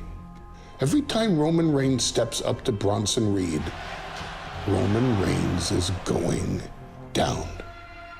Well, this match is also going to be an Australian street fight, which essentially means there are no rules. Roman Reigns appears to be happy with this stipulation. He'll act like he's happy, but he hasn't been the places I've been. You know, I grew up in the streets of Australia doing this sort of stuff for fun. So if he wants to step to me in my home country and accept an Australian rules street fight, he's got another thing coming. What do you expect from the crowd on home turf? I really don't care what the people think, pretty much anywhere, but this might be the only place where the people are going to be all for Ozilla. The people are going to be acknowledging the tribal thief because we're in homeland, Australia. You have this match with Roman Reigns. We also have Seth Rollins versus Cody Rhodes for the Crown Jewel Championship. How pivotal is this moment for the Vision in terms of taking a step forward and being taken seriously in WWE? Do you want to field this one, Mr. Heyman? Sure. Every single solitary day that you're on the mountaintop, there's someone that wants to throw you off, and all it takes is one mistake. So what happens then if you lose? If. It's a hypothetical. We don't deal in hypotheticals. We deal in straight questions, direct questions that get direct answers based on factual information, like this. You're gonna win or lose? Win. Are you gonna knock him out and then send him out on a stretcher or not? I'm gonna knock him out, send him out on the stretcher. Are you going to elevate the Vision to the highest capacity in the history of WWE? Yes. Thank you. Direct questions, direct answers. All right, well, thank you for your time. I appreciate your honesty, and good luck at Crown Jewel. Man, I can't stand when people don't listen to me. Oh, Jackie. Just trying to do my job and ask You gotta the questions ask that direct people want to questions. know, okay? You gotta ask the tough questions sometimes. Respect. But Listen, then you have to deal with Paul. Exactly. You have to deal with Paul Heyman. You have to deal with Ozilla, who certainly he seems like he's leaning big time on a home field advantage that I don't think he I'm has. not sure it exists. I really don't. And speaking of questions, I don't think we're asking the right questions. What exactly is an Australian street fight? I was once in a Nigerian drum fight. No one told me what that meant either. That's a great point. Like, are we seeing boomerangs? Are there going to be cassowary? You know what a cassowary is? No. Very dangerous bird here. I don't know what it means. But either way, like, there's a lot on the line, obviously, for Bronson. This is, I think, a must-win. And Roman talked about Bronson not being on his level. And look, I think Bronson has had an incredible year or so, but he is really going to have to elevate his game if he is going to beat Roman Reigns. Like you said, it's only been Cody Rhodes who's pinned Roman Reigns over the last, 5 years? Yes. That's it. That's it. That's One it. man has pinned Roman Reigns in one-on-one action in 5 years. So my question for you, Peter, is if Bronson Reed actually pulls this off, what does that do to his stock in WWE? I'm going to say it does two things. Number one, it makes him the biggest new star in all of WWE. And also, I would say, an unintended effect, it will totally mess up the ranks of the Vision. Actually, that's a great point. Right? I didn't That is consider a that. huge That actually is a point. great point. Yeah. Imagine if he's the man to take out Roman Reigns. Seth would be so jealous. It would, that Like, would there be. is no way. It's a big night for the Vision up and down the board. And honestly, the pressure on Seth Rollins all over the place tonight, you cannot overstate. No, absolutely. And look, it's also a street fight, and you have to wonder, are we going to see other members involved? How does that all play into it as well? You never know. You really never know. Well, if Bronson Reed loses, I mean, you bring up such a good point with Seth and his history with Roman. If Bronson Reed loses, is it Seth that then steps to the forefront and tries to eliminate Roman Reigns? Well, I think if you're asking the fans of the WWE Universe, Well, I'm I'd not say asking yes. the fans, I I'm think asking people, you. Listen, I'll say this. That would be another bonus unintended effect, because just like Seth has a huge story with Cody Rhodes, and we'll see the 4th chapter tonight, we cannot forget the saga that exists between Seth Rollins and Roman Reigns. There's a lot more meat on that bone. Look, it's a story that goes back for 13 years. We're not done with the Seth and Roman story by any means. No, I don't think we are either. It's one of many massive matches on tonight's card. One story we will be done with officially after tonight is the story between AJ Styles and John Cena, who go one-on-one for what we think, we can probably correctly assume, will be for the last time ever. In 2016, John Cena and AJ Styles met face-to-face for the first time. Till then, they'd been on different paths. Cena, the face of WWE. Styles, the face of TNA. And for the first time ever, fans all over the world were about to find out the answer to the decades-old question. What if John Cena faced AJ Styles? Dream match! Cena Styles! The outcome? Phenomenal. Styles has beaten Cena! Career defined! That right there is a man who has just reached the summit! But the story between two legends doesn't end there. Cena came back at AJ with a new fire lit inside of him. One that propelled him to win the WWE Championship for a record-time 16th time. With animosity dissolved and respect earned, John Cena and AJ Styles went their separate ways. Until now.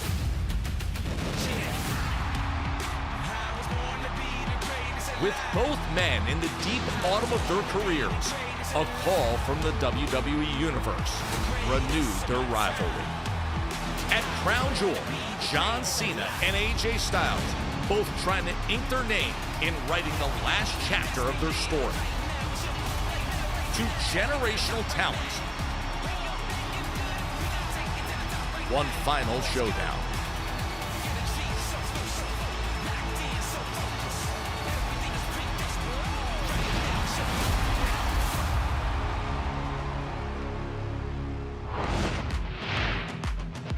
There you have it. We just talked about this, E. 2-2 so far, and it always comes in a row. Styles beats Cena at Money in the Bank 2016, follows it up with SummerSlam, beat John Cena. You remember that, AJ Styles. And then, of course, Cena gets him back at the Rumble and that SmackDown back in 2018. No, this is the rubber match, man. These two have really defined an era. This is I think of the last time that Cena was a full-time member of the roster, seeing him every single week. And these battles with AJ Styles, truly classic. I think these two bring the absolute best out of each other. I can't wait to see what they do here. And I just can't believe still, as like an old school fan of AJ Styles going back to the early 2000s, I said this to him today. I was like, dude, you're like a legend now in WWE, and I still can't believe you're here. I remember a time we thought we never would see this. But you did, and obviously this is one of the great rivalries, so much so that it's the fans that demanded they got this match here at Crown Jewel in Perth, Australia. We've been saying goodbye to John Cena all year. As it turns out, he's not the only WWE superstar making his final rounds. Take a look. I want to start off the questioning tonight about an interview that you did where you told them that 2026, next year, will probably be your final year in the ring. Can you elaborate a bit more on that? Listen, if I could find the fountain of youth and take a couple sips, I'd wrestle for the rest of my life. But, you know, I am getting older. In 2026, I will retire.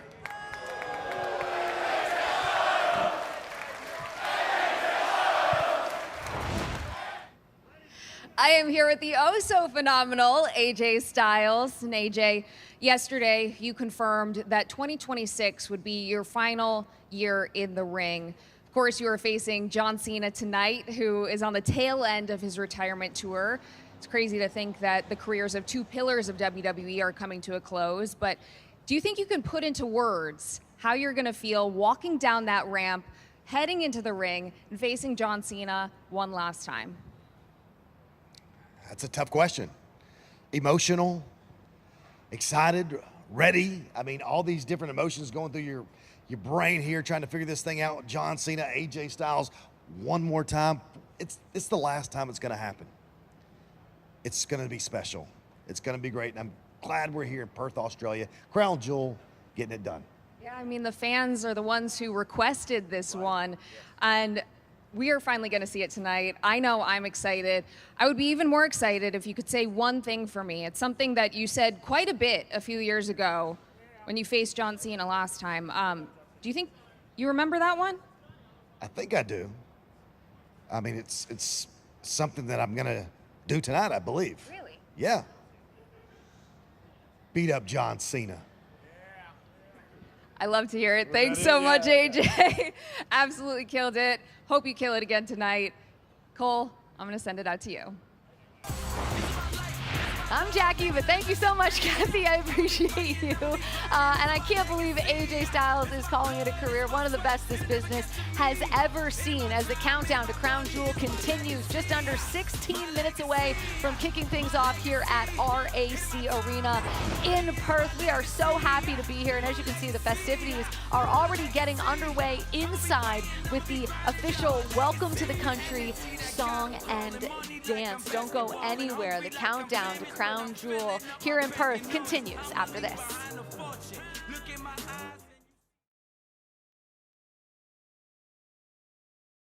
Hi, this is Rey Mysterio, and you are witnessing the greatest mask of all time. And today, we are celebrating Hispanic Heritage Month, blind ranking masks, one of Lucha Libre's greatest traditions. The smartest Wi-Fi made for streaming WWE Xfinity. Imagine that. What's up, guys? It's your boy, Dirty Dominic Mysterio, and I'm going to be blind ranking luchador masks. I don't know who this woman is. I know she attempted to attack Roxanne at Triple Mania.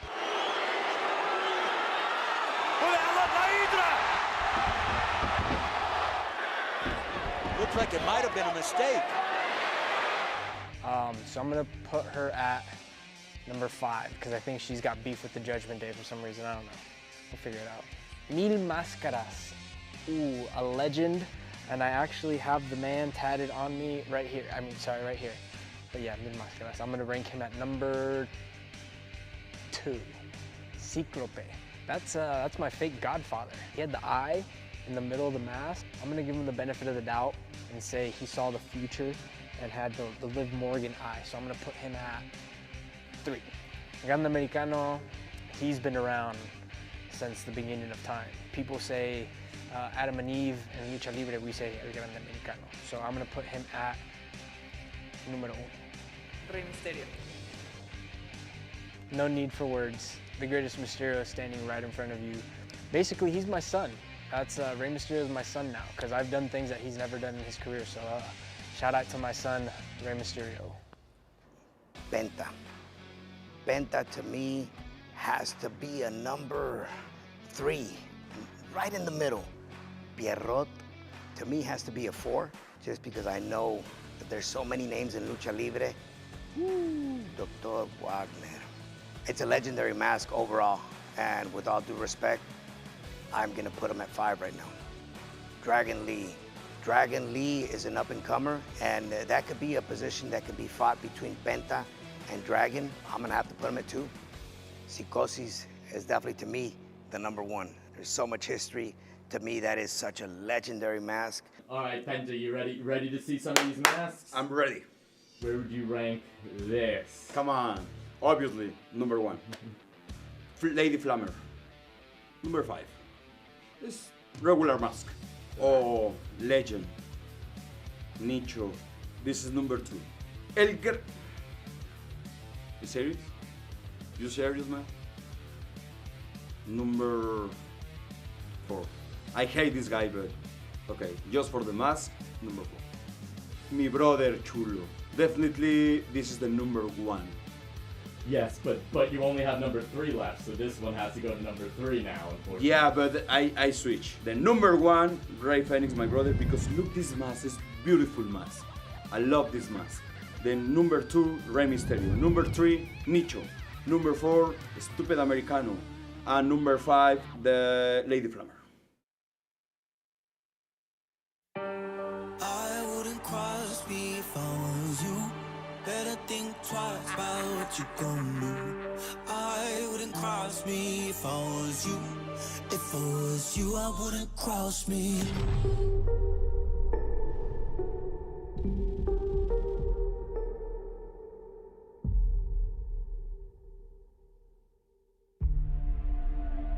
I was just 3 months into my WWE homecoming when I found myself forced onto the shelf. It's not at all how I pictured my road to the WWE Championship going. Recovery was hard and quite honestly, it's lonely. Because you can get deep inside your own head on that long journey back. Doubt will try to break you. So I fought hard. I put in the work, and then I put myself in the Royal Rumble. I went through 29 other men and earned the right to face Roman Reigns for the undisputed WWE Championship at WrestleMania. And then on that fateful night in Los Angeles, I learned another hard lesson. You can't do it alone. And the reason you can't do it alone is because Roman Reigns doesn't do it alone. At one time, he had a shield. And now he has a bloodline. I tried to stay clear of Roman, let him run his little empire over on SmackDown, while I built up the legacy of the World Heavyweight Championship on Raw. But the fact is, there's no avoiding Roman Reigns. Eventually, he and his bloodline swallowed up all the air until there's nothing left. And that type of power needed to be checked. And so I did something I never thought I'd do. Cody, I helped you. Together at WrestleMania, we vanquished the Bloodline. Together, we liberated the WWE Championship from the hands of Roman Reigns. I got to live out not just my dream, but my father's as well. And for that, Seth, I could not be more grateful. I helped you out, and it cost me everything. It cost me the World Heavyweight Championship. It cost me my health. And I could have lived with that, because stopping Roman Reigns was worth it. But then you threw it all away. Not even 6 months after finally purging Roman Reigns from WWE, you let him back in. You step into a ring with Roman, not as an opponent, but as his partner. After everything I sacrificed for you, was that all for nothing? Personal evolution isn't just for architects and messiahs and visionaries and revolutionaries. The rest of us, yes, even Roman Reigns, we get a chance to evolve as well. I thought you of all people could see that enemies can become allies. What I see is that you are not fit to lead this company. What I see is that you do not have the fortitude to make the difficult decisions to ensure this company's future. You talk of the future, but all I see is you cribbing plays from the past. Surround yourself with some muscle and a wise man, excuse me, Oracle, and act like you are better than everyone else. But if you want to live in the past, that's fine by me, because the scoreboard back there still reads 3-0. The thing is, WWE doesn't need a self-proclaimed QB1. What it needs is a vision. And at Crown Jewel, you will find out what happens to those who stand between me and fulfilling that vision. I have never been one to back down from a fight, and now is no different. So at Crown Jewel, you bring everything you have. Hell, bring everyone you have. And you'll find out that it's still not enough to beat me, Seth. Oh, the numbers don't lie, and right now the numbers favor Cody Rhodes, 3-0 against Seth Rollins. If he makes it 4, I mean, how monumental is this match for Seth Rollins? It's must-win. We talk about these must-win opportunities time and time again. This is the definition of must-win for Seth Rollins. Yeah, Yes, do it. you can't say it any other way, right? Like, this is it. If he wants the vision to be taken seriously in WWE, he needs this win over Cody And tonight. thinking about the conversation with Paul Heyman as well, who essentially laid down the gauntlet. If you don't win here tonight, I don't know if I'm sticking by your side. Which is a wild amount of pressure, by the way, to put on someone right before their match. Very much so, but this is a dog-eat-dog world here in WWE, and Seth Rollins is 0-3 against Cody Rhodes. He has to change that here tonight. I will say this, Seth Rollins is also someone that has proven to be a step ahead. He's also a different Seth Rollins than Cody Rhodes faced in those 3 matches before, right? He's a different guy. He's got support. He's got people that has his back. So it's going to be interesting to see how that one plays out. But we got to get to the now infamous, I think, Gorilla Walk with Peter Rosenberg, my favorite part of the show. Yeah. Thank you very much, Jackie. Infamous indeed. You are now taking a look here at the beautiful Crown Jewel Championships. That is what it's all about. You see the women's title, the men's title. I am here in Gorilla as we speak, and I was just about to tell you guys how no matter where you are in the world, could be New York, could be Indianapolis, could be Perth, Gorilla is always the same, except it's different here today, Stu, am I right? It's a whole different vibe. It's a long room, as you'll see, and I'm going to take you guys out now on the path that John Cena, AJ Styles, and so many more will go on. Get ready to see a sea of yellow. Are they booing Rosenberg? As you can see right now, Stu, see if you can catch this. It is all yellow John Cena t-shirts everywhere, up and down the entire building, as you see the WWE Universe in Perth, Australia. My first time. I'm going to send it back to you guys. Big E, Jackie, what do you got? Rosenberg, thank you so much. It is getting louder and louder in here, and there is Bronson Reed in his home country of Australia as he gets set to take on Roman Reigns. I can't say the word they are chanting right now, Big E, but they are chanting something at Bronson Reed. And let me tell you something, this Australian street fight is kicking off the show tonight. What do you think? It's going to be incredible. Look, we talk about home field advantage. All that's going to be thrown out the window. This is a pro-Roman Reigns crowd. Bronson Reed is going to have the best performance of his life here tonight. Let me tell you something. We haven't even started, and they are ready to blow the roof off of this place. We are starting with Bronson Reed versus Roman Reigns. The people of Perth are ready, and so are we. So for Peter Rosenberg and my guy Big E, I'm Jackie Redmond. Thank you so much for watching. Enjoy the show, everybody.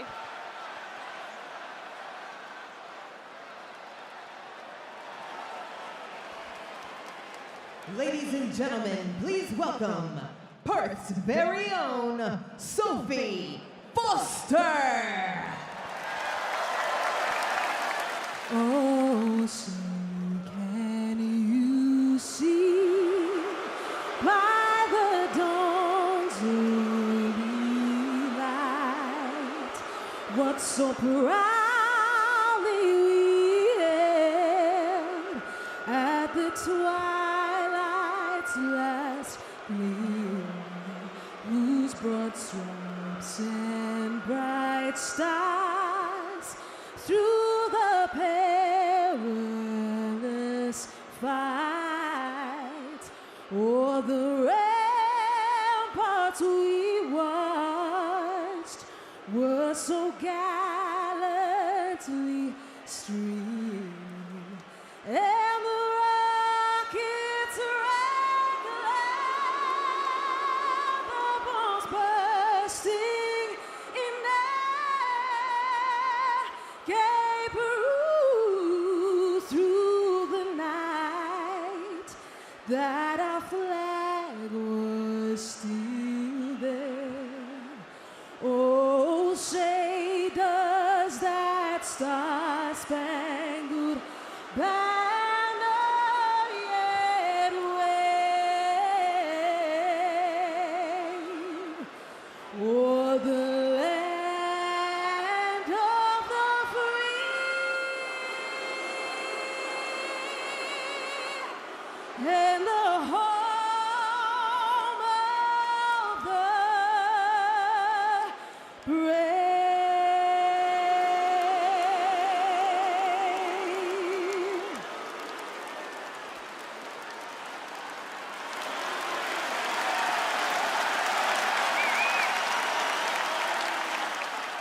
Australians, oh, let us rejoice, for we are one and free.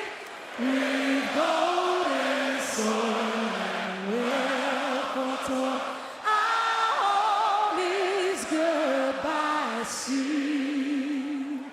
Our land abounds in nature's gifts of beauty, rich and rare. In history's page, let every stage advance Australia fair.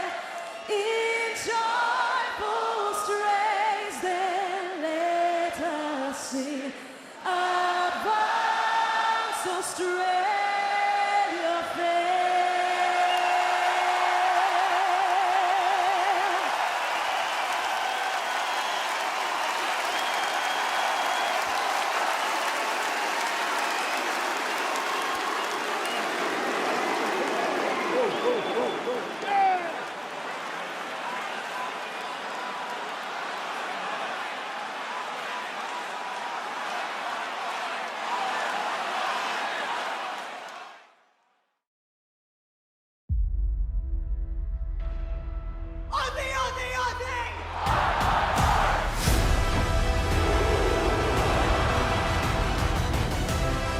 The men's Crown Jewel Championship.